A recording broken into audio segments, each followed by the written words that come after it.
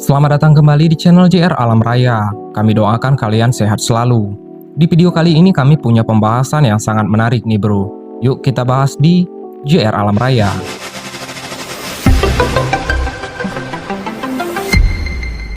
Gunung Tambora atau yang dikenal sebagai Tomboro adalah salah satu gunung tunggal terluas di Indonesia. Gunung ini memiliki tipikal seperti Gunung Slamet yang ada di Jawa Tengah. Gunung tunggal artinya bahwa Gunung Tambora terpisah atau tidak terhubung dengan gunung lain. Gunung ini memiliki ketinggian hingga 2.850 meter di atas permukaan laut. Gunung Tambora adalah salah satu gunung berapi aktif tertinggi di Indonesia.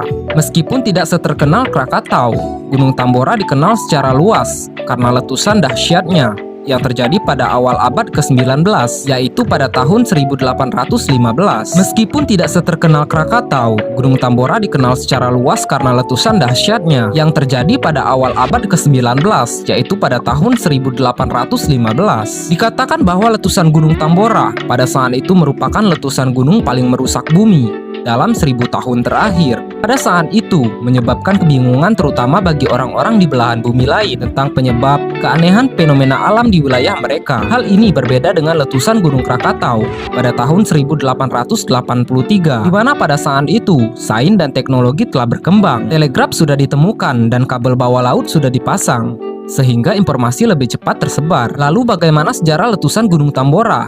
Dengan menggunakan teknik penanggalan radiokarbon. Sebelum letusan Tambora pada tahun 1815, diperkirakan bahwa gunung ini sebelumnya sudah pernah meletus sebanyak 3 kali, yaitu pada sekitar tahun 3910 sebelum Masehi, tahun 3050 sebelum Masehi, dan pada tahun 740 Masehi. Meskipun tidak diketahui secara pasti besar letusan Gunung Tambora pada masa lalu, namun ketiga letusan tersebut memiliki karakteristik letusan yang sama, di mana masing-masing letusan memiliki letusan di lubang utama. Hanya saja terdapat sedikit pengecualian untuk letusan ketiga, karena pada letusan ketiga tidak terdapat aliran piroklastik atau awan panas setelah letusan terakhir tersebut. Selama beberapa abad kemudian, Gunung Tambora sama sekali tidak menunjukkan aktivitas vulkaniknya, dan gunung berapi ini dikenal dengan nama Gunung Berapi Tidur.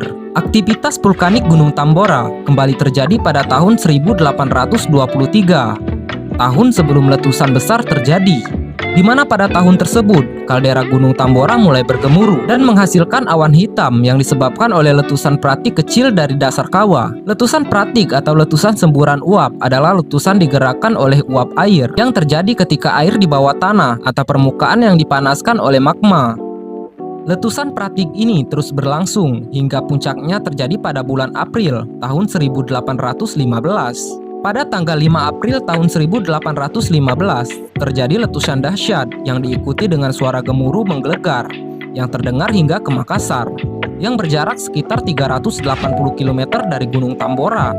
Suara gemuruh ini juga terdengar hingga ke wilayah Batavia, yang berjarak sekitar 1260 km, dan juga ke wilayah Ternate, yang berjarak 1400 km dari Gunung Tambora. Pada pagi hari tanggal 6 April abu vulkanik mulai turun hingga di Jawa Timur, dan suara ledakannya samar yang terdengar langsung hingga tanggal 10 April.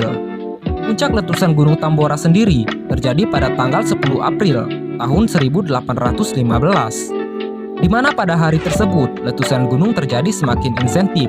Suara letusan gunung yang pada awalnya dianggap sebagai suara tembakan bahkan terdengar hingga ke Pulau Sumatera yang berjarak sekitar 2.600 km. Nah, itulah tadi bro serangkaian peristiwa yang terjadi di Gunung Tambora. Jika kalian masih penasaran dengan part kedua, kami akan membuatkan part berikutnya. Terima kasih telah menonton video ini hingga akhir. Jangan lupa kalian klik subscribe, like, dan juga share video ini. Sampai bertemu di video-video berikutnya.